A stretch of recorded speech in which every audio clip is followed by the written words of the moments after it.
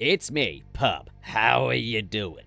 So, Sega have updated the character bios on their Sonic the Hedgehog 35th anniversary website. So this can give us kind of our best look at how Sega are kind of approaching these characters right now. And they have made some very interesting changes to this. They've added things like heights and weight and stuff like that. So we're going to go ahead and read through these and see what does Sega currently think of their characters. Okay, so starting with Sonic. Okay, so interestingly, Sonic's one here doesn't have like a likes and dislikes thing like a lot of the other characters have, which is kind of strange. I don't know why it is that he doesn't have that. You could easily put like chili dogs for likes, and dislikes could be oppression because, well, he famously hates oppression. But yeah, they haven't really included that. But yeah, species, hedgehog, gender, male, height, 100 centimeters, weight, 35 kilograms. He's pretty light. Running speed, supersonic. Sonic the Hedgehog is the fastest thing alive. He's a thrill-seeking free spirit, always dashing from one adventure to the next and refusing to accept injustice of any kind. He follows his own rules, runs where his heart takes him, and fights to ensure that everyone can enjoy those same freedoms. Yeah, that about lines up with IDW Sonic. While impatient at times, Sonic never leaves anyone hanging, and he never breaks a promise or betrays the trust put in him. That's great. That's lovely. I like this guy. He's a lovely little dude. Laid back and cool, he's a quick with a joke even in the face of danger, but when things get serious, Sonic transforms into a shockingly sharp and fearsome force of nature to protect his friends. So, this is where we're currently at with Sonic, and I'm not gonna lie, it's not terrible, but I do think we have landed on a very dull version of the character here. Personally, for me, if you ask me, like, what my favorite versions of Sonic are, it's the ones from, like, Sonic Adventure and Sonic X. Sonic X, for me, is, like, the Sonic Bible. Like, that's kind of how I want the characters to be, and I like the fact that in that show, and you can see a bit of this in the adventure games as well, Sonic is a little skittish. Like, he's a little awkward around others. He values his solitude. He'd rather spend time napping on the roof than go to the beach with his friends. I mean, that was quite a plot point, and I liked it that way. Now that he's just kind of a friendly dude who will always do the right thing, I mean, like, there's not a single critique of him in here. There's not a single negative in here. Yeah. So, yeah, dull. Next up, Amy. I'm surprised we don't go for Tails next or something. But, yeah, Amy Rose. And, God, these renders are very, very dated. Jesus Christ. Okay, well, species, hedgehog, gender, female, height, 90 centimeters. So she is 10 centimeters shorter than Sonic? But I thought they were generally the same height when I looked at them, but okay.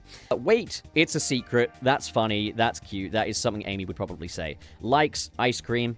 Very slim on the details there. Dislikes, boredom.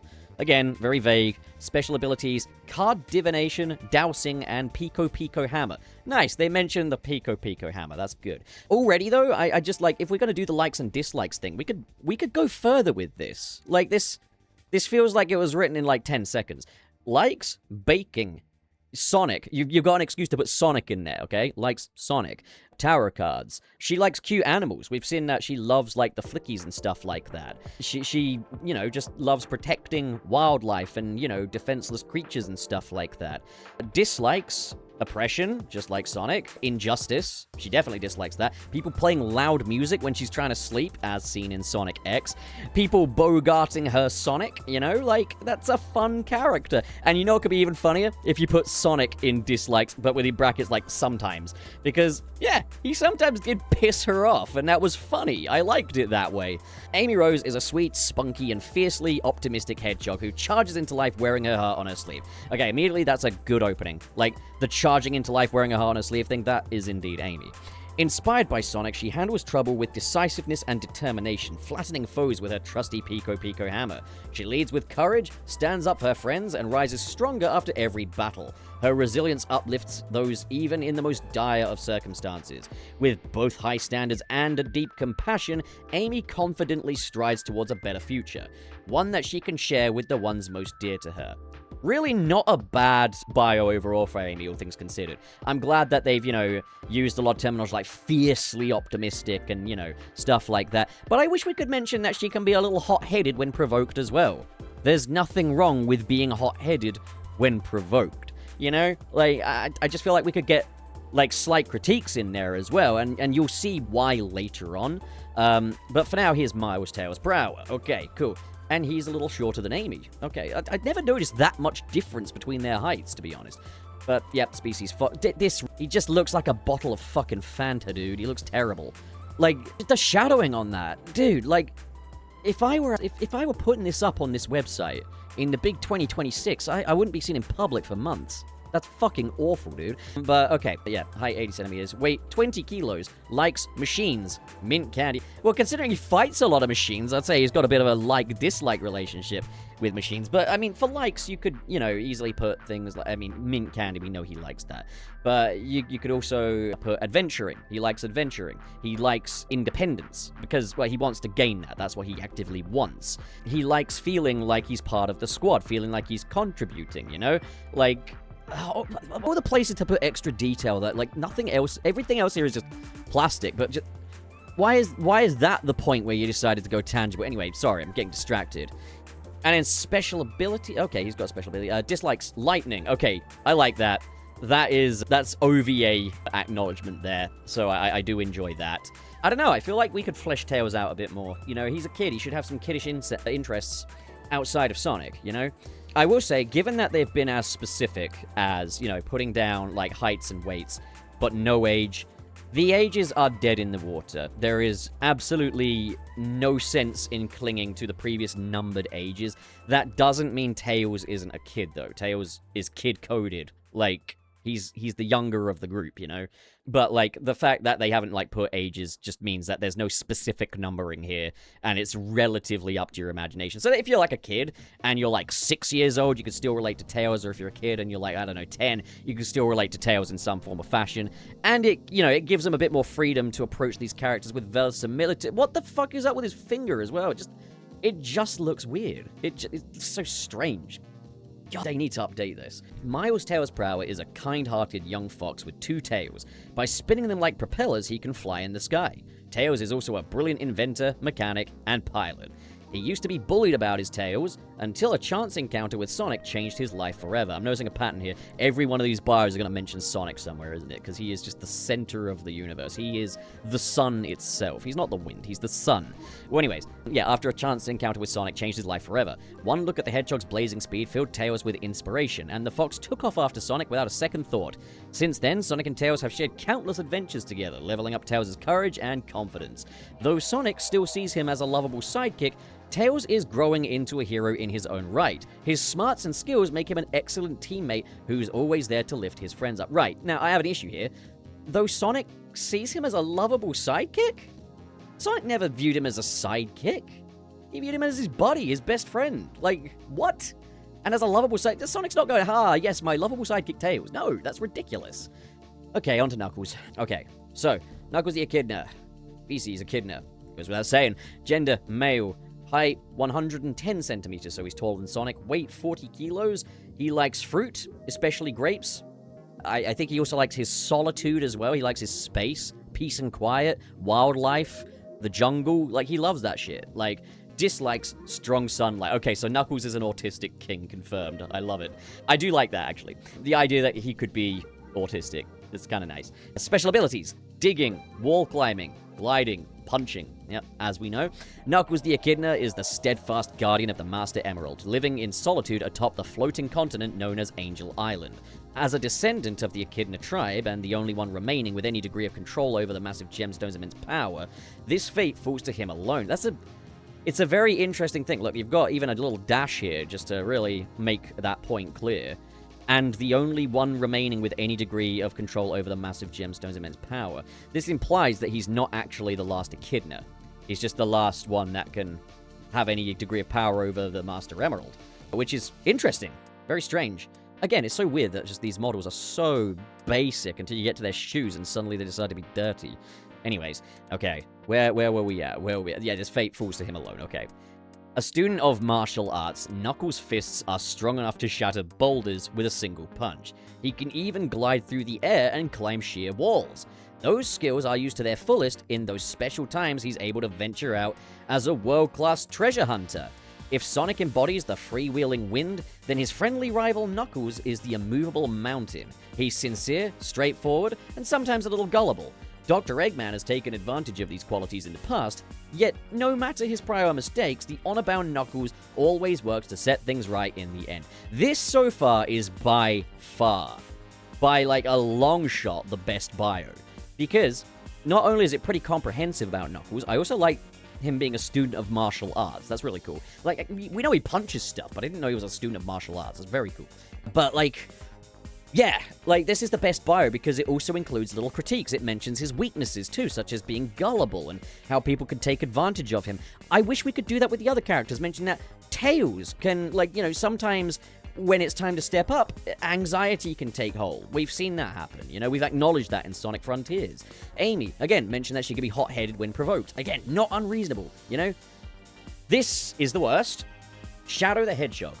Species, hedgehog, gender, male, height 100 centimeters, weight 35 kg, likes nothing, dislikes all of humanity. Sounds like a really fucking lame character, if you ask me. Like, he sounds one note as hell when you do it like that, but the thing is, we know that's not the case. We really do know that that isn't the case. Like, for starters, likes Maria's memory. He likes justice. He likes protecting people. These are the values he holds, you know? He likes his allies, like Rouge. I would even go so far as to say he likes Amy. But, like, you know, I guess, you know, that's for them to decide.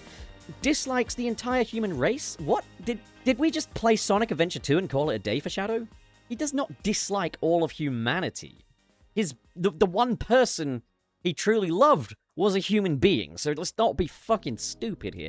This makes him sound like such a one-note dullard. It really does. It does him a complete injustice. It completely undercuts his stories.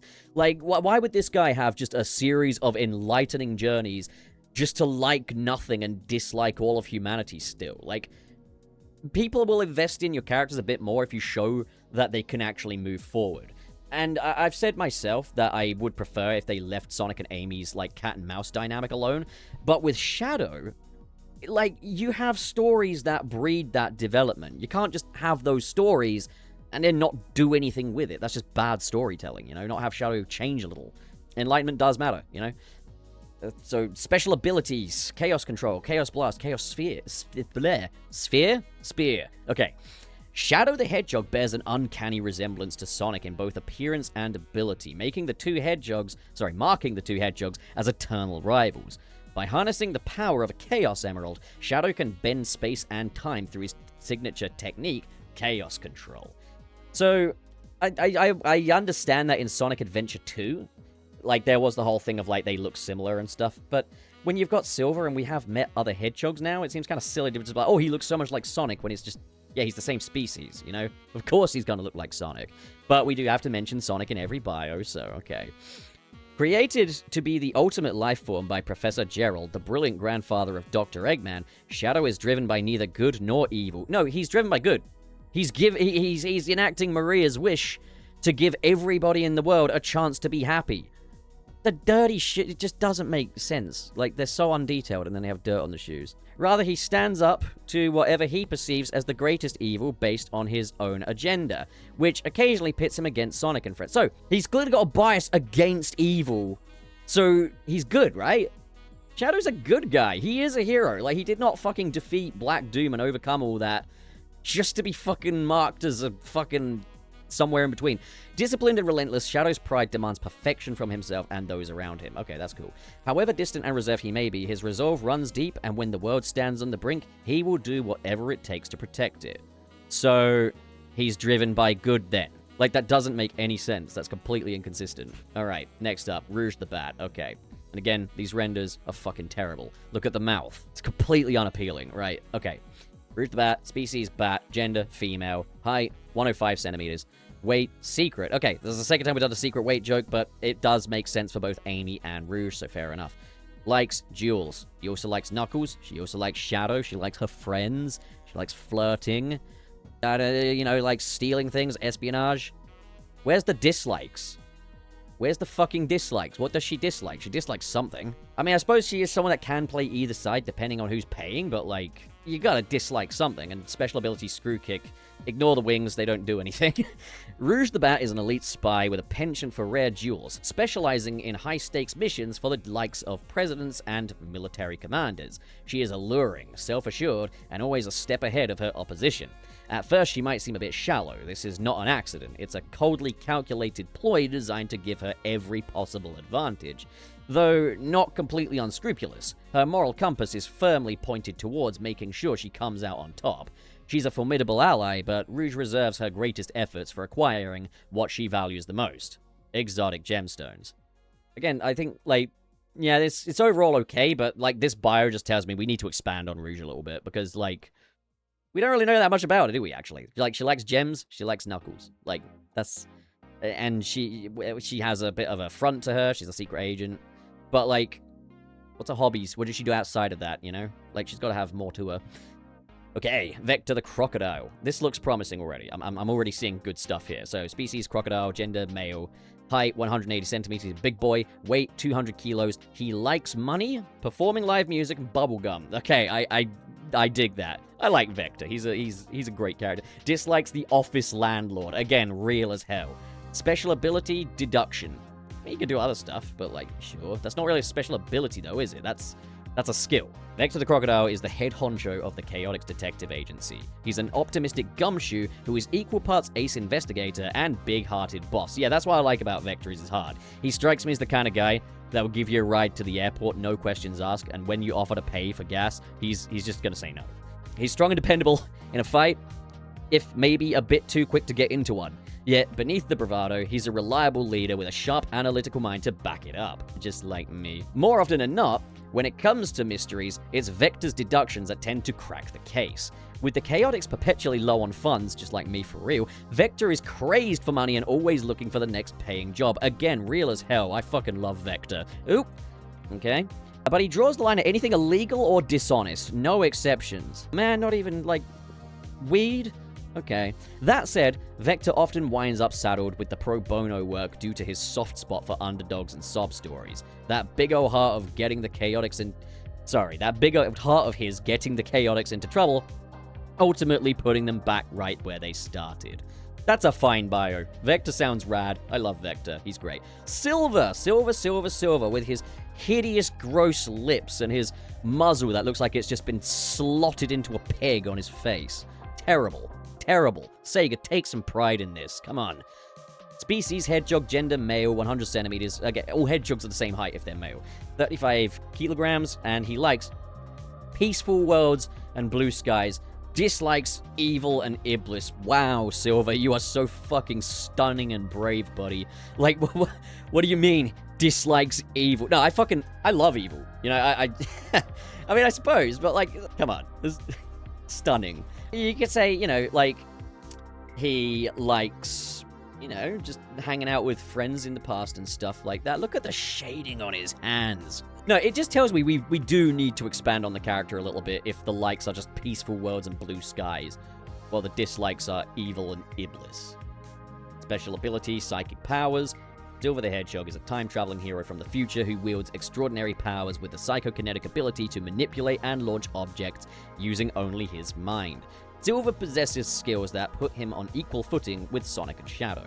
His unyielding optimism and strong sense of justice means he'll never give up on hope. Hang on a minute, strong sense of justice? Do we have another autistic king here? Means he'll never give up on hope, even against impossible odds. Earnest to a fault, the kind and pure-hearted Silver is willing to put his life on the line for the sake of the world and the happiness of the people in it. I should probably mention that he can jump to conclusions a little bit, is just as gullible as Knuckles, and he can be a little erratic, you know? Like, we could mention that in there. Again, we just need to see more of this character, because this bio just feels very bare bones, especially when you compare it to just Vector before him. Like, look at all this Vector gets, and now look at Silver. Surely there's more to Silver than that. Blaze the cat. Okay. Blaze. Species cat. Gender female. Height 95 centimeters. Weight. I'm not telling you that. Okay, so that's 3 times we've done the joke now. But I can imagine that Blaze would probably not disclose these things, so I kind of get it. But also, like, we're borderlining on gender essentialism here, okay? Well, 95 centimeters tall, dislikes heights, special ability controlling flames. What does she like? Where's the likes? What the fuck? Like, what's with the inconsistency here? What does she like?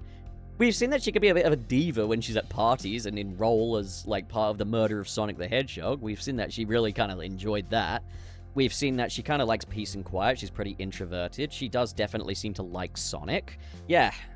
Blaze the Cat is a visitor from another dimension. Okay, good. We're keeping that.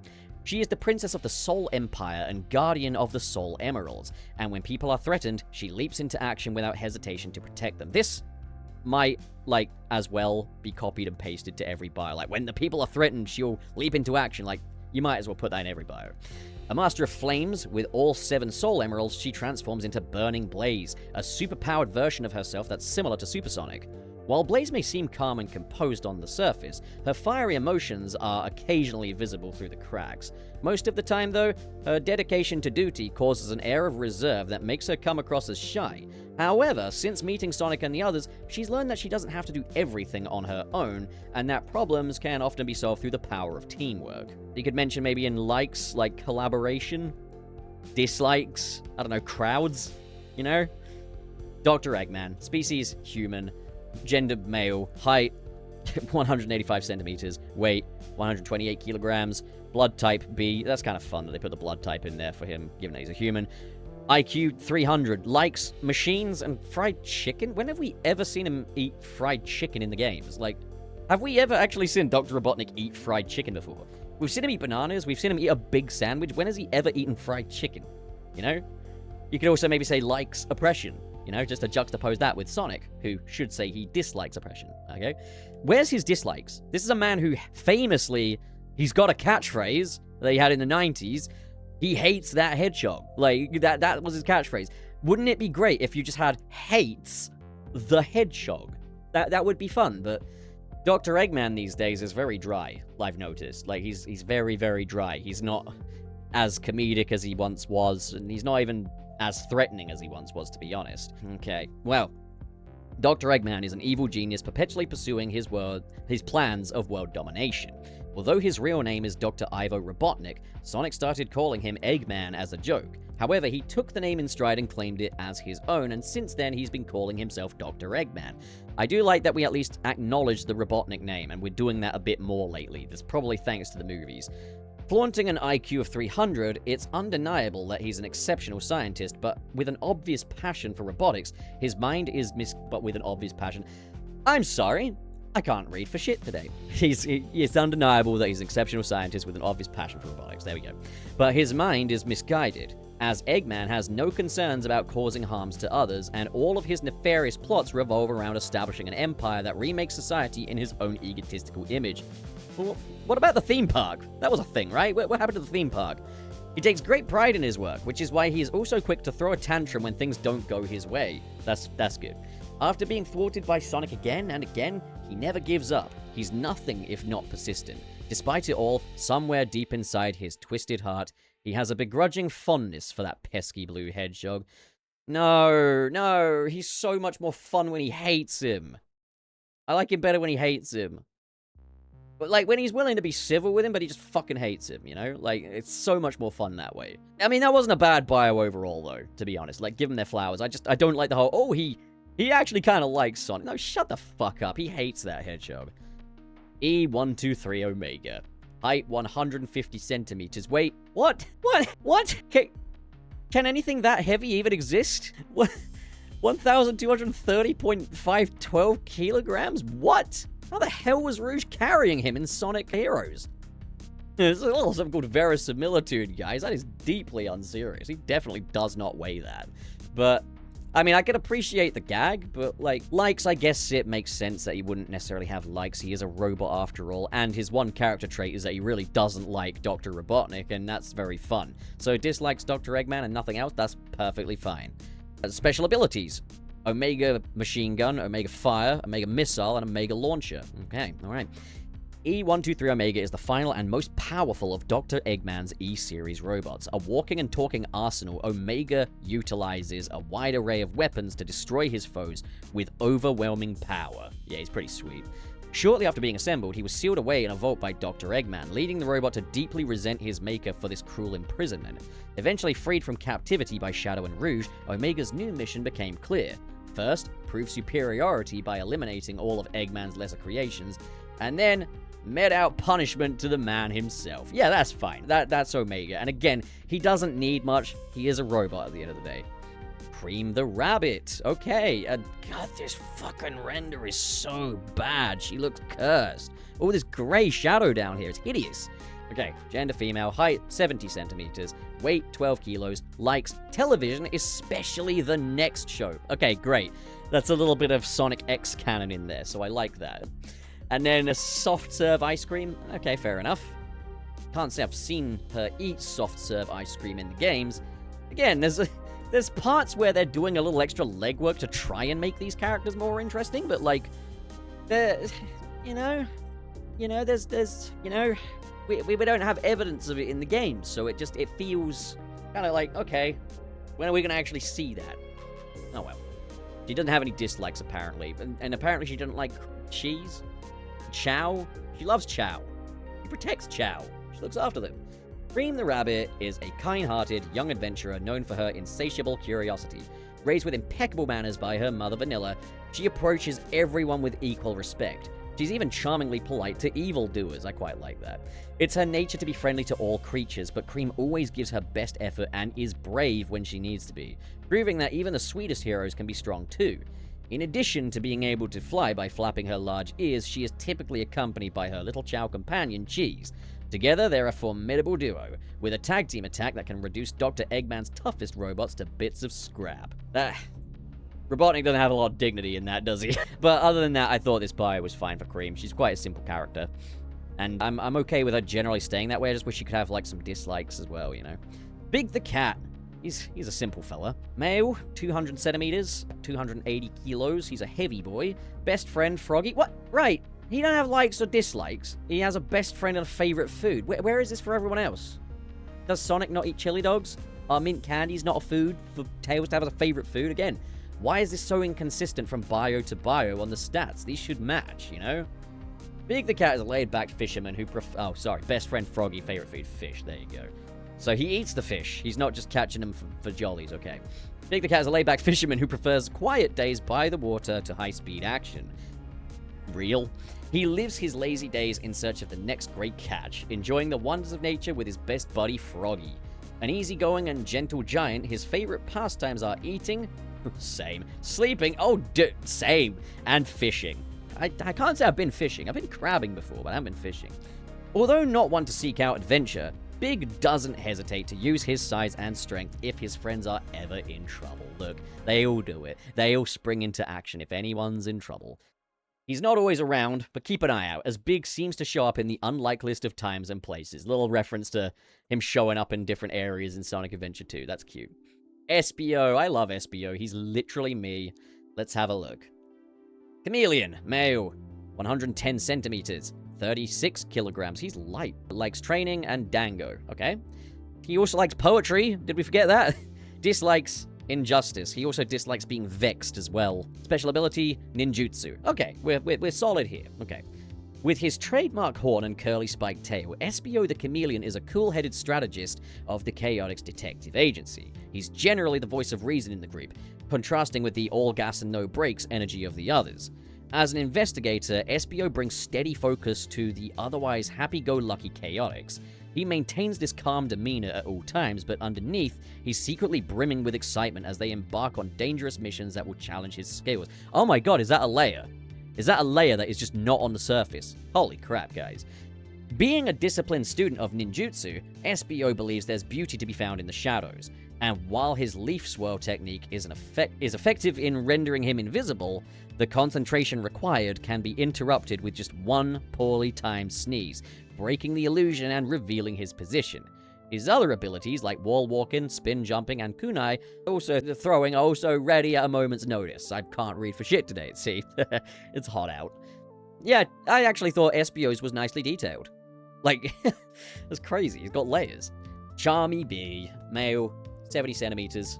He's still quite big, all things considered. I'm pretty sure there's more than just 30 centimeters between him and Sonic. Weight 10 kilos, he's very, very light. Likes flower nectar and anything sweet. What about being a pest? What about being an annoyance? What about being loud? Dislikes studying and boredom. Yeah, I guess that makes sense. Special ability, playing. It's not a special ability, that's just a thing that kids do. You mean to tell me Cream can't do that? Charmy B is small, speedy, and buzzing with youthful excitement. He loves to goof around with his friends, and his favorite playground is the office of the Chaotix Detective Agency. Enthusiastic and scatterbrained, he's the type to leap without looking, often pulling the team into dangerous situations where he's over his head. His naive directness means he will just blurt out whatever comes to mind, which can get him into trouble, but that bluntness sometimes offers insights that simply would never occur to anyone else. All told, he keeps the team's morale high with his wild optimism and sunny personality. See, this is... Why has he got, like, more depth than some of the others? Like, that's crazy. He's got more depth than, like, Silver. It's crazy. Charmy tops off his high-flying style with a custom flight suit and helmet. He can be easy to underestimate based on his size, but the stinger on his rear serves as a painful reminder of his strength on those rare occasions where he gets mad enough to use it. Should that not kill him? Also, I thought girl bees were the ones that had the stingers. Either way, like, that's artistic license. I don't really care about that. But, like, yeah, that's actually a pretty good bio for Charmy. It's quite flattering for him. Jet. All right, let's have a look at Jet. Like, look at this one here. He's got a fair little bit to talk about. So, species hawk, gender male, 100 centimeters. Sonic's rivals are always his exact height, I notice. Why do they make a point of calling him Shorty as well, when he's the exact same height as Sonic? Like, why did he get called Shorty? Okay. Weight 33 kilos. Likes treasure and himself. Yeah, that makes sense. You can mention that he also likes his Babylon Rogues as well. You can also mention that he likes racing. You know, he likes extreme gear. Dislikes anyone faster than him, anyone more confident than him. That makes sense, that's pretty good. Special abilities, Bashosan attacks. Okay, alright. Jet the Hawk is the proud leader of the trio known as the Babylon Rogues. He relishes his role as a delinquent. He's having his year of scum, it seems, but feels a sharp obligation to excel in all that he does. He also strives to live up to his role as the Rogue's big boss. Why is Wave not actually the boss, considering she's clearly the most composed of the bunch? He's a capable leader and the driving force for the team, but his success owes a lot to the patience and acceptance of his companions, Wave and Storm. Yeah, that's nice. I quite like that. That's pretty cool. A Jet's been called the legendary Windmaster due to his peerless skills as an extreme gear racer. Competitive to a fault, Jet is a sore loser. Truly the worst thing he can imagine is the embarrassment of not winning. Still, he makes no effort to hide his rivalry with Sonic, and is always eager for a chance to compete with the Hedgehog for the title of World's Fastest. That's good. That's a good bio. Again, like, the Chaotix and, well, so far the Babylon Rogues are proving to be better characters. Also, Wave has a much better render here. In fact, Jet's render is also a little better too. Like, compare that to, like, some of these, where they've got this grey shadowing on them, and it looks like they've got this bright light blasted out their fucking faces. Like, these are bad. Jet, okay, he's still got a bit of the really, like, overly wide angle going on, making his head look swollen and fucking taking away some of the more impressive elements of his silhouette. But then you come to Wave, and it's like, oh my god, that's actually a good render. Why is this one good? Like, the lighting on it is actually good. Okay, species, swallow, gender, female, 110 centimeters, weight, secret. Okay, so we're on the 4th time we've done the joke, but again, I can kind of imagine that Wave would probably not disclose that. However, it does borderline on gender essentialism. Fortunately, Cream did indeed... Wait, did Cream disclose her weight? Hang on. Cream, where are you? Yeah, Cream disclosed her weight. Good. Okay, right. You've got 1 point against gender essentialism. Okay, cool. You're passing the Bechdel test with this one. So, yeah. Likes treasure, mechanical know-how. She likes engineering as well. Extreme gear, she makes those. Racing, clearly. Dislikes stupidity and clumsiness. Special abilities, extreme gear tune-ups, attacking with wrenches and other tools. Wave the Swallow is the brains of the Babylon Rogues. She's the group's gifted mechanic and master strategist. As an expert in extreme gear technology, Wave is critical to the group's success. She builds, fine-tunes, and upgrades every machine to peak performance. I really feel like she should be the leader of the Rogues, to be honest. Like, she just strikes me as more of a leader than Jet. Outspoken, analytical, and highly intelligent, like a leader, she's completely confident in her decisions, like a leader. Getting opinions from others is a waste of everybody's time, especially hers, so she's a leader then. Wave outwardly shows respect to Jet as the leader of the Rogues. How can you do that and also just be like, getting opinions from others is a waste of everybody's time, especially mine? That's a contradiction right there. But in truth, she views him like a little brother who needs her guidance and protection. So why is he the leader then? Doesn't make any sense. Storm the Albatross. Okay, there can't be much to say about Storm the Albatross, can there? Species Albatross. Gender male. 140 centimeters. 8 kilograms. Likes treasure and jet. Okay. Dislikes threats to the Babylon rogues. I love it when I'm threatened. Like, what? Surely there must be more you can give to him. Special ability, super strength attacks like palm strikes and clap attacks. This really, really shows, like, how underbaked a lot of these characters are. Storm the Albatross is the muscle of the Babylon rogues. He may not be the brightest, but he's huge and really, really strong. Storm's best quality is his loyalty to Jet, although it's his worst quality too. That blind devotion combined with his quick temper usually leads to trouble for everyone, and then Jet is furious with him when all he was trying to do was help. That's pretty solid. I actually quite like that. That's a nice anecdote. Nonetheless, Storm is so charmingly simple that it's tough to stay mad at the big guy for long. Okay. That wasn't bad, that one. Supersonic. He's a different character, apparently. And look, he doesn't have any details. Flying speed, sub-light speed. So he's still a little less than light. Okay. Supersonic is Sonic's invincible form achieved by combining the power of all 7 Chaos Emeralds. In this glowing golden state, all of Sonic's abilities are massively enhanced, including his speed and strength. Plus, he's able to fly freely in the sky. Free flyly, yeah. His power is unmatched, but the tremendous amount of energy required to sustain this transformation means he can only remain supersonic for a short time. That even has a little in-universe reasoning for the rings, but I would still say, just say it's the rings, dude. Just say he runs out of rings. Like, you know, Sonic the Werehog. Okay, another interesting one put in the forms here. So, species, hedgehog, gender, male. Wait, species, hedgehog? What's his name? What's his name? What's this? Sonic the Werehog? Species, not Werehog? Gender, male, 125 centimeters, 60 kilograms. Special abilities, arm stretching attacks, and pole climbing. Also just beating things up. Sonic the Werehog was a temporary transformation that Sonic endured as a result of one of Dr. Eggman's dastardly traps. At sunset every night, Sonic would change into this brutish form. He sprouted fangs and razor sharp claws, and thick fur covered his entire body. As the Werehog, Sonic lost his speed in exchange for immense strength that made him truly formidable in close combat, and extendable arms that came in handy for climbing and acrobatics. While he may have looked wild, but even in this cursed incarnation, it was always the same old Sonic inside. That's a fine bio for Sonic the Werehog. I even like that they acknowledge that he's traded his speed in for strength. Yeah, pretty cool. Chow! Okay. Species. Well, who'd have fucking thunk it, right? Like, gender? None. They're genderless. Okay. Height varies, weight varies, likes varies fruit. Chow, curious life forms. Small, delicate, and adorably playful. They are a species of beloved companions who never fail to warm the hearts of those lucky enough to encounter them. Usually found living near clean water, Chow develop unique traits and personalities based on both the creature they interact with and the specific care they receive. These changes allow them to fully adapt to their environment and live carefree wherever a Chow garden may be. That's a fine little description of them, but again, this shading is so fucking bad. It just looks so bad. Okay. Next one. Omochao. Omochao are toy-like helper robots that occasionally appear to provide commentary, guidance, and who knows what else. Rings in Sonic Racing Crossworlds. Speaking with a bright, chirpy tone, Omochao rather persistently proffer timely tips to Sonic and friends during their adventures. That's a very strange way of wording that. Who created Omochao? It wasn't Dr. Eggman. Actually, no one knows where they come from. It's true that there are a lot of Omochao, but how they were made, by whom, and for what purpose, all remain mysteries. Oh, we could explore that, actually. That could be fun. I'd quite like to see that. It's kind of funny. A story focused on Omochao could be kind of fun. Chip! Okay, Chip. Now, this is interesting. Species unknown. I always had him down as a chihuahua. I thought he was like a little winged chihuahua, and the wings were just kind of like, you know, fuck it. Tails has extra tails. Why can't Chip have wings?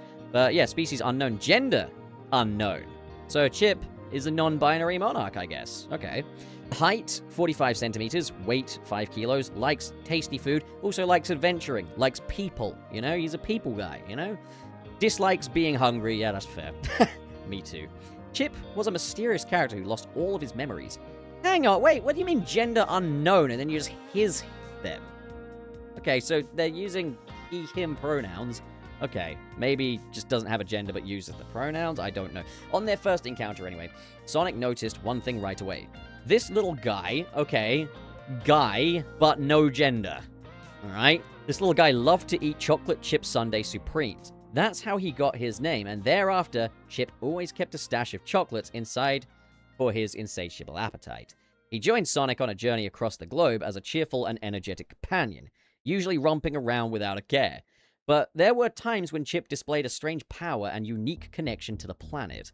As his memories returned, so too did the truth about his purpose. Yeah, I'm just confused by why the gender says unknown, yet they call him a guy and use he, him pronouns. Interesting. Are they going to do the same for Yakka? Let's find out. Yes, they are. Gender unknown once again. And yet, him. Rescued him. Interesting. Okay. Strange. I kind of feel like if you're going to put the gender down as unknown, you kind of owe it to the demographic you're kind of representing to maybe have at least one that uses they, them pronouns, you know? But it's okay. Maybe it is okay. I don't know. It's not for me to say. Yakka is a wisp and a denizen of the faraway planet Wisp, imaginatively named. There are many different types of wisps, each with their own distinct coloring and strange powers. Yakka is a white wisp, so his speciality is speed. Yakka met Sonic and Tails when they rescued him from Dr. Eggman's trap, after he joined the duo on a mission to save his fellow Wisp from the Doctor's clutches. Although he doesn't speak their language, Sonic and Tails initially understood him through his empathetic gestures, revealing a sunny personality. Over the course of their adventure, Yakka became fast friends with Sonic and Tails, proving bravery needs no translation. I quite like that last part. Bravery needs no translation. That's nice. Alright, so let me guess. Alright, we got RAM, the Dreamweaver. Gender unknown. Well, let's see. Are they going to have they, them pronouns? RAM is the devoted guardian of the mysterious realm known as the Reverie. As a Dreamweaver, they take their responsibilities extremely seriously, always maintaining a calm and cool disposition. Whoa, they appear quite youthful. Okay, that's good. Okay, so they actually did go through with it. Okay, fair enough. I take back what I said. Okay, they appear quite youthful, but as a being that only exists in dreams, they actually do not age. And in fact, have been alive for thousands of years. Hang on a minute, Knights is also non-binary. And Knights also has this little thing around their neck. And Knights also has detached hands. Is REM related to Knights? In that case, why didn't we see Knights at all in Sonic Dream Team? You could add like a Knights stage in there. Oh, it's so game for that. If you could play in the zones of Sonic Dream Team, but control Knights flying around and you could have like little hoops and stuff. Oh man, do that. Do a Knights DLC for Sonic Dream Team. Please. Yeah, I think I've read that part. Until recently, REM's only concern was fulfilling the duties they were created for, and they did it alone. But now, after sharing adventures with Sonic and the others, a new sense of kindness and appreciation for companionship has blossomed in their heart, having grown especially close to their friend Cream. That's nice. We've got a brand new character here, and they've got a really good little bio. Fair enough. Dumpy Donpy, aka Dodonpa. I've also just noticed we're completely ditching the weights and heights here now. Well, like, I guess you can't weigh a dream creature, but you could surely weigh Dumpy Donpy. Okay, Dodonpa, species Tanuki, gender male. Dodonpa is a Tanuki who rules the Donpa Kingdom. Again, they're great with their naming. As its king, while also serving as president of Donpa Motors, the top automotive company in the universe. He's carefree and detached, yet strong-willed, upbeat, and also a bit of a trickster. It's safe to say Dodonpa marches to the beat of his own drum. Hell yeah, he's cool. For instance, he once held a race to test an experimental engine without telling Sonic and the others who he truly was, and without revealing his true motivations. It just goes to show that things may not always be what they seem when you're dealing with this sly character. Maybe mention that he's also like an interdimensional being, right? But yeah, very cool. Okay, Maria Robotnik. Species, human, gender, female. And again, we're not doing like heights, weights, likes, and dislikes. Maria Robotnik, granddaughter of Professor Gerald and cousin of Dr. Eggman, was a brilliant young woman born with an incurable disease. Woman? She looks like a girl to me. She's always been much more kid-coded as far as I'm... No, wait, fuck's sake, trackpads, man, Jesus. Alright. Sorry. Okay, yeah. I think Maria is pretty unambiguously kid-coded, so it's strange that they're referring to her as a young woman. But she was born with an incurable disease. Eventually moved to the space colony arc, Maria lived where her condition was more manageable and where her grandfather could perform tests and research to hopefully find a treatment. The space station is also where she met Shadow, who was in one of the laboratories. For a while, the two grew up together, almost like brother and sister, until one day, without warning, there was an unfortunate incident and Maria was tragically killed. It'd be a lot more tragic if we specified that she's a kid. I mean, it's tragic anyway, but it'd be even more tragic. Like, oh god, she hadn't even had a chance at life yet. In life, she possessed profound compassion and wished for a world where everyone could be happy. Maria's gentle strength and optimism left a lasting impression on those who knew her, particularly Shadow, except he dislikes the entire human race, so he must dislike her too. Gerald Robotnik. Alright. Species, human, gender, male. Okay, we're gonna reveal the part where he's an absolute bastard, the absolute worst of the worst. And, you know, the whole "you're no Maria" stuff that he pulled. Nah, because we're dealing with Game Gerald, who's a lot less interesting, but he's alright. Professor Gerald Robotnik was the super scientist who designed the space colony arc where he created Shadow, the ultimate life form. During his time, he was considered the greatest genius of the world. In the world. Fuck! A polymath who excelled in several disciplines, his research toward the end of his life focused on the search for immortality in the hope of saving his sickly granddaughter Maria. Sadly, the project was halted by Gunn, who captured Gerald, covered up all records of his findings, and ultimately eliminated him, though not before Gerald secretly set up a plan for vengeance that wouldn't take shape until 50 years later.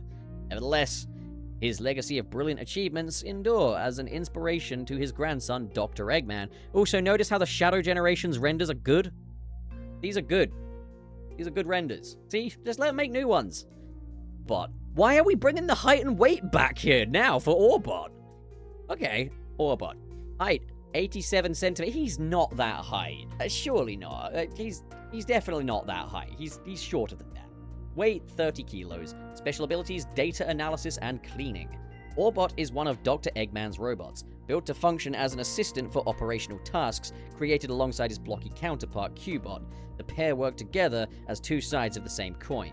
They weren't created alongside each other, though, because Orbot was in Sonic Unleashed, but Cubot wasn't. I mean, you could say it was maybe a prototype. Intelligent, serious, and reliable, Orbot faithfully follows orders and performs his duties with care. Though he's a loyal subordinate, he sometimes snaps back in frustration with a sarcastic quip, which is never a good idea with Dr. Eggman. In comparison to his partner's antics, he keeps Eggman's organization running smoothly as the more straight-laced machine. Yeah, that's a fine one for Orbot. Alright, let's look at Cubot then. 90 centimeters? You're saying Cubot is only 10 centimeters shorter than Sonic? I don't buy that. Weight, 39 kilos. Okay, so hang on, he's a little bigger and a little heavier than Orbot. Characteristics. Swapping out his internal voice chip alters his personality and speech. Cubot is one of Dr. Eggman's robots built to do chores and other menial tasks. Created alongside his spherical counterpart Orbot, the pair work together as two sides of the same coin. Developed from the same CPU model as Orbot, but operating at a much slower clock speed, Cubot spends most of his time goofing off. I like that. Much slower clock speed. That's really fun. That easygoing, some would say lazy behavior, often makes him the target of Dr. Eggman's ire. But no matter what awful thing the Doctor says to him, Cubot can't help but like the guy. His interchangeable voice chips can dramatically alter his tone and personality, usually to comedic effect. Well, comedic effect, use that kind of lightly if we're referring to Colors and Lost World, where he got the most screen time. Needless to say, his dry, humid partner has no shortage of material to mock when it comes to Cubot. It makes him sound way better than he actually is, to be honest. Like, I don't actually think I've ever really enjoyed Cubot's character that much in the games. I like Orbot well enough, but this bio actually makes him sound a bit more fun than he is. Sage, height, 105 centimeters. I guess she doesn't have a weight, does she? Like, he floats, and she's made of data and shit, so, like, yeah. But we could maybe get some likes and dislikes in there, likes her father, Dr. Eggman, you know?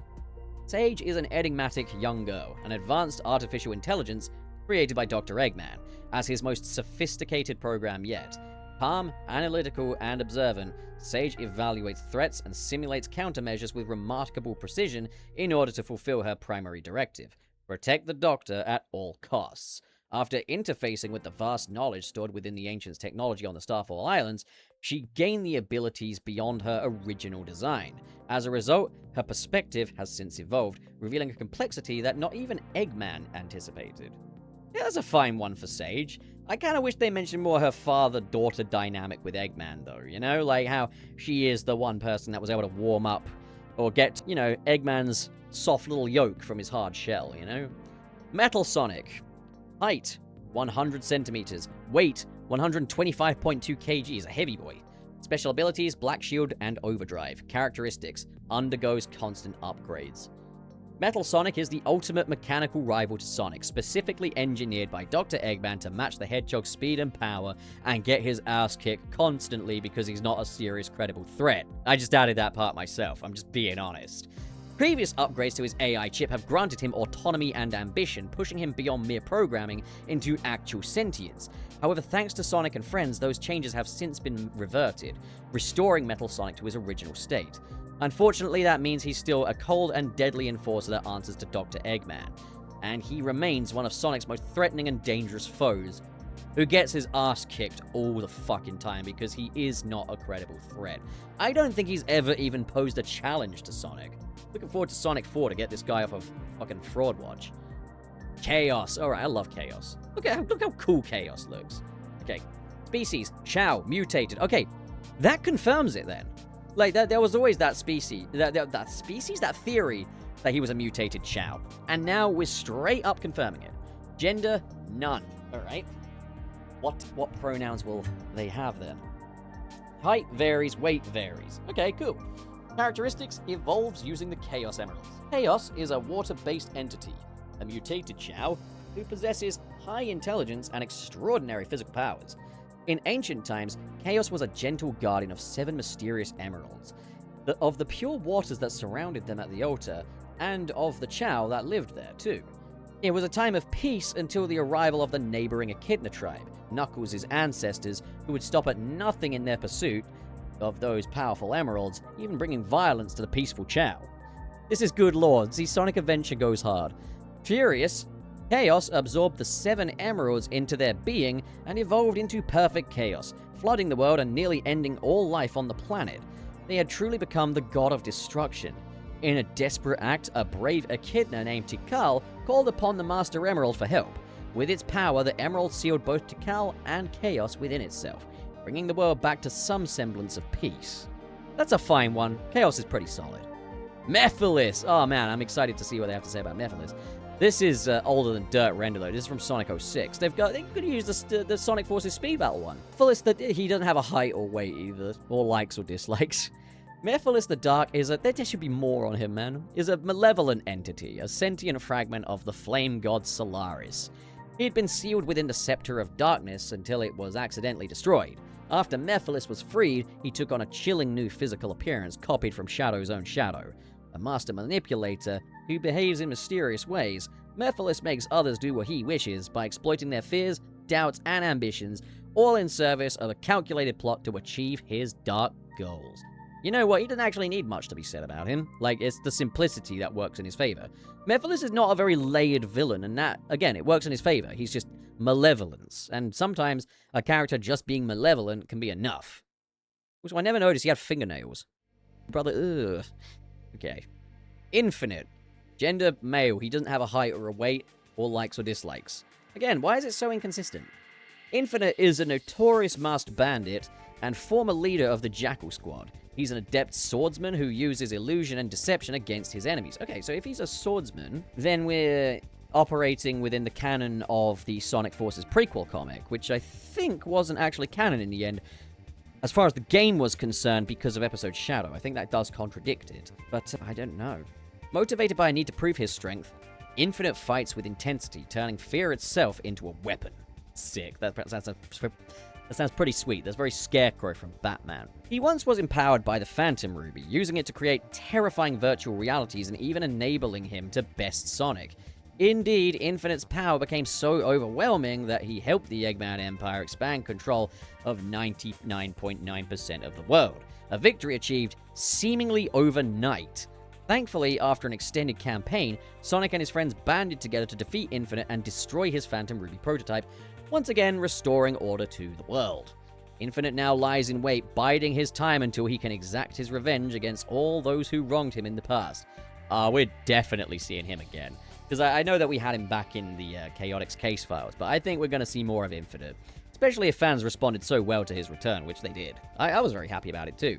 It's too good of a design to just be wasted on Sonic Forces, you know? Like, Sega shouldn't let their ideas go to waste, and I'm kind of glad that they're not doing that anymore and actually giving older ideas a chance. That's great. Why does Zavok have a good render? Why does Zavok have rim lighting and not other characters? That's a good render. The lighting on him is good. But also, why is he here? Fuck me. Alright, okay. Oh, look, he gets the height, weight, likes, and dislikes, okay? Species, Zeti. Gender, male. Height, 155 centimeters. Weight, 80 kilograms. Likes, powerful beings. What? Sonic's a powerful being. You don't like Sonic? He likes war. He likes conflict. He's a brute. He's a warlord. That's what he is. Dislikes, Dr. Eggman, weak beings, and the sound of the cacophonic conch. Special ability, power-based punch attacks, and the ability to stick around in this franchise regardless of how few people give a shit about him. Zavok is the leader of the Deadly Six, regarded as the strongest of the Zeti clan and the top student under the legendary martial artist Master Zik. Legendary, you can barely remember the fucking guy. He has the soul of a warrior and relentlessly seeks out the toughest foes he can find to prove himself as the true champion. I mean, that sounds okay, but again, he's a very boring villain. Zavok is sharp, approaching problems with a cool and calm attitude that has served him well and gained him success as a leader. These successes have cemented his place as leader of the Zeti, though he can be overly forceful when giving commands. We've never seen that. Even so, Zavok always takes a more differential tone when addressing his teacher, Master Zik. I did notice that slight change in tone there when he talked to Master Zik. That was pretty good. Zaz, aka the best member of the Deadly Six. Species, Zeti. Gender, male. Height, 145 centimeters. Weight, 49 kilograms. He likes destruction and violence. Dislikes teachers' pets, studying, and the sound of the cacophonic conch. What the... So what, did he go to school or something? We know nothing about this guy. We don't know if he went to school or anything like that, yet we're hearing he done, like, studying? I thought he was like a wild creature. Characteristics, powerful grip. Zaz is the battle maniac of the Deadly Six, never hesitating to push his way into violent confrontation. Even among his fellow Zeti, his love of fighting is in a class of its own. Making a plan ahead of battle is not quite his style. It's just a frustrating delay before the real fun begins. And Zaz lives for the clash. Beneath the frenzy, Zaz's bond with the Deadly Six is real, and he genuinely values their input. What? He's even shown his loyalty to Zavok and Master Zik in his own wild and destructive way. They don't have much to work with here. Zaz is the best of the Zeti, but, like, even then. Zor, who fucking cares? Do I really want to read all this? Do I want to read? Is Zor, like, it's bad enough that you suck, that you're a dated stereotype, but you're now gonna make me read about it. Okay, fine. Zor. Zeti, male, 80 centimeters, 14 kilos. He likes words that sound cool, beautiful, ephemeral. He likes those things. And he likes destiny. Okay, again, this is confusing, the way they got the commas here, because, like, words that sound cool, beautiful, ephemeral things. So that suggests that beautiful is just a thing that he likes. Again, it's who is doing these? Dislikes, society. Corrupt. What society have we seen him live in? Corrupt adults. What adults have we seen him interact with? The sound of the cacophonic conch. Okay, now we're being honest. Special ability, speed-based clone attacks.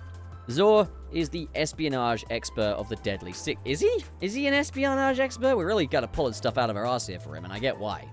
His small stature and swift movements make him a natural spy, excelling at infiltration and surprise attacks. Oh, don't tell me he's gonna fight Espio. Espio's better than this. Idolizing the legendary stories of Master Zik's youth, Zor has convinced himself that he is just as impressive as his mentor was in his heyday. He isn't. But that heady combination of obsession, delusion, and hubris leads to Zor making absurdly boastful statements about himself. Statements that leave his teammates speechless in disbelief. We've never seen this. There's no evidence of this at all. But every once in a while, he manages to pull off a feat that is truly impressive and above his skill level, all thanks to the intensity of his misguided confidence. I understand why they've made all this up. They've made him sound way more interesting than he actually is. Surely not. This character sucks. Okay. All you gotta do is just write, fat guy, likes to eat. Species, Zeti, gender male, 170 centimeters, 260 kg. I thought he would have been, like, big the cat height, but... Likes food, especially meat, dislikes inedible things, and the sound of the cacophonic conch. Special abilities, body slam attacks using his massive heft, spinning tackles, and burrowing. Zomom is the one-man demolition crew of the Deadly Six. With the biggest appetite in the entire Zeti clan, he has trouble relaxing unless he's chowing down. He not only loves to eat, he lives for it. Case in point, there's no such thing as like or dislike for him when it comes to food. Okay. I was about to say, like, what? No such thing as like or dislike for him when it comes to food. If it's edible, it's going down. But don't try to tell him that something is inedible. He'll decide that for himself by taking a big bite, no matter what it is. In combat, he makes use of his enormous body to bulldoze everything in his path. A true powerhouse, his only distraction is the non-stop rumbling in his massive tummy. What a boring, shitty, stereotype, one-note piece of shit character. Next up, Xena. Alright, Xena's the second best member of the Deadly Six. You could make Xena work. Xena and Zaz, you can make them like the Joker and Harley, effectively. Or Scourge and Fiona. You know?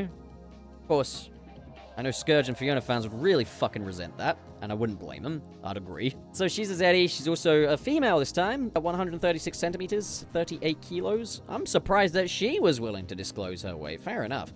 Dislikes monotonous things. Yeah. God, who doesn't love monotonous things, right? Like, that's brave. The sound of the cacophonic conch. Special ability, dexterity-based weapon attacks. Xena is the information specialist of the Deadly Six, and acts as an executive assistant to Zavok. Her cold and dry disposition is not an act. She's a businesswoman through and through, and that means keeping her personal and professional lives strictly separate. When on the clock, she accomplishes her assignments with devastating efficiency. What's her job? I thought the Zeti were just like a family or something. Like, what's her job? But when she's off the clock, it's best not to disturb her. For anyone who dares, even her colleagues shall face her wrath. During the downtime, she indulges in her hobbies, which include traveling and shopping. Where is she shopping? She lives on the Lost Hex. Where's the shop? And her current obsession, du jour, nail art. I mean, yeah, the nail art thing's got evidence. But again, this is largely made up. Oh, there's more of them. Oh my god, 6 slots taken up by these fucking clowns. Alright, Master Zik. Species Zeti, gender male, 61 centimeters, 8 kilograms. Tending to bonsai trees is what he likes to do. He dislikes youngsters without guts and the sound of a cacophonic conch. Excuse me. Special abilities, Kung Fu and Telekinesis. Master Zik is the senior figure of the Deadly Six and legendary martial artist, of the Zeti clan. In his youth, he mastered every form of combat, combined those skills with his own telekinetic powers, inventing a new and unique fighting style to become the strongest of the Zeti. His strength and psychic power may be diminishing with age, but he remains a living legend. How are you gonna big this up? He looks like something from a Minions movie. Get Illumination on the Sonic Lost World movie adaptation if you want to be honest about it. Okay, retired and living in seclusion, Master Zik now helps train the next generation of the Zeti clan. Among his disciples, he is especially proud of Zavok, who he believes may be the mightiest Zeti warrior yet. Ah, fantastic. Thank God. Trip! Alright, we're getting to some interesting character. Well, interesting, but better. Better than the Deadly Six. She's a sun gazer lizard, she's female, 73 centimeters tall, and 25 kilograms. See, she disclosed it. Okay, right, the gender essentialism is now officially null and void. I take that back, not a problem. Cool. Trip the Sun Gazer is the unlikely protector of the North Star Islands and its inhabitants, as she possesses a hidden connection to her homeland and a secret superpower. Kind-hearted yet shy, she sometimes hides from the world by wearing her family's ancestral armor. Unfortunately, that heavy armor obstructs her vision, and while it may occasionally cause her to stumble, she never stops moving forward. She was once a reluctant guide for Fang and Dr. Eggman, but Trip's journey eventually led her to meet Amy Rose, whose kindness inspired her to take a stand for herself and part with her so-called teammates. See, why do we acknowledge that Amy made a difference for Trip but not for Shadow? She then joins Sonic and friends to help them protect against the islands, and to help protect the islands and put an end to Dr. Eggman and Fang's dastardly schemes. They should have had an unmasked picture of her for this, I think. A true face. But other than that, that's a fine bio for her. I would have liked to have seen some likes and dislikes, though. Fang the Hunter. Alright. Again, we're in Sonic Superstars territory now. I really wish that Fang was not now permanently associated with Sonic Superstars, because that game, I just... But yeah, he's a Jerboa, so there's confirmation of his species. I mean, we had that with Sonic Superstars, but, like, you know, they're really running with the whole Jerboa thing. He's male, he's 75 centimeters, and he's 20 kilos. Fang the Hunter is an outlaw Jerboa, a skilled mechanic and cunning bounty hunter who's always looking for his next score. Wanted by the authorities under various names and aliases used over the course of his long career in crime, Fang somehow weasels his way free every time he's close to being caught. Usually atop his beloved hoverbike named the Marvelous Queen, Fang is not above using dirty tricks to try and outmaneuver the competition, Sonic and Tails included. Too bad for Fang, it never seems to work out. See, he's actually a pretty solid character, and I like that he wears a little cowboy hat. I want to see more of Fang. And that brings us to the end of the bios. So, real mixed bag here. Again, the formatting across them is all over the place. I have no idea why. That is just bad marketing at that point. You want some consistency. The Sonic bio just makes him sound really fucking boring. Shadow's bio makes him sound like a one-note character. I liked the critique of Knuckles. I like that they mention his weaknesses here. And I wish they did that for everybody. I wish every character had their strengths and weaknesses there. Sonic included, Sega. I know you like to portray him as Jesus these days, but like it would be nice for him to have a weakness too. It's swimming. That's his weakness. He can't swim. Yeah, I think we've landed on... This isn't the worst version of the Sonic cast by any means. I would take this over Pontac and Graf era versions of these characters, where, like, they were very simplified, and they were just treated more as punchlines than really characters. At the same time, I do think we are in one of the most dull eras for Sonic characterization. You've got Sonic, who's just really nice. He's a nice chap. He's a good guy. But I liked it when he was skittish and aloof. I missed that. You got Shadow, who hates everything and everyone. It's so fucking boring, dude. We got a version of Eggman that's like, oh, I kind of respect Sonic. I kind of fucking love that hedgehog. But it's way funnier when he absolutely loathes him. We've seen with Lex Luthor in Superman 2025 that hatred is incredibly entertaining to watch, you know? And it's why the Pingus version of Dr. Robotnik is so fucking resonant, you know? And it's also funny, like, I think what it really showcases is that the Chaotix are very cool, the Babylon Rogues are very cool, I still hate the fucking Deadly Six, REM is a they-them, and then this lot, you know, genderless, but use he-him pronouns, and Chip is referred to as a guy. Interesting. Overall, I think they need to tidy this up. This needs a do-over. This needs to look back over, because, like, again, this does not... Even the renders as well, it doesn't portray this in a flattering light, you know? We're on this website here to get to know the unforgettable characters of Sonic's world, but they have hideous renders, they look cursed as fuck, and they are fucking boring. Please, Sega, get your finger out of your ass. Stop with these arbitrary mandates. Stop forcing Sonic to be this emotionally open person, which he's not. And, you know, just Sonic Adventure 1 is right there. Sonic Adventure 1 is literally right there. Just characterize them like that. Like, you know, people, you know, have their things to say about Amy in Sonic X, which are largely bullshit, because most of the time she got mad, it was provoked. Yeah, as it is. Yeah, I just don't think this portrays these characters in a flattering light. I think we could have a lot better than this. Yeah. But what do you guys think? How are you feeling about the current characterization? Comment below, discuss. If you like the video, leave a like. If you dislike the video, leave a dislike. If you like what I do and the cut of my jip, my real moxie, you could always hit the subscribe button. And if not only do you like what I do, but you actively want to endorse it, there is always the hype button if you're on mobile. And now, a special thank you shout out to the patrons in the $5 and above tier. They are Manalza, KB, Twilor, Biotin, Sirius the Skeptic, and Mr. SP, KO Bennett, Justice for Adzinko's name read, No Way Jose, okay? It's incriminating. I mean, it's not incriminating. It sounds incriminating.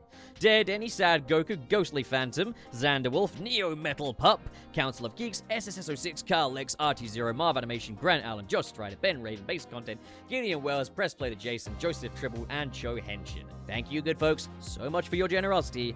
And to everybody, my channel's a buffet. You can get a plate because I think you're not full yet. Come on, make yourself fat.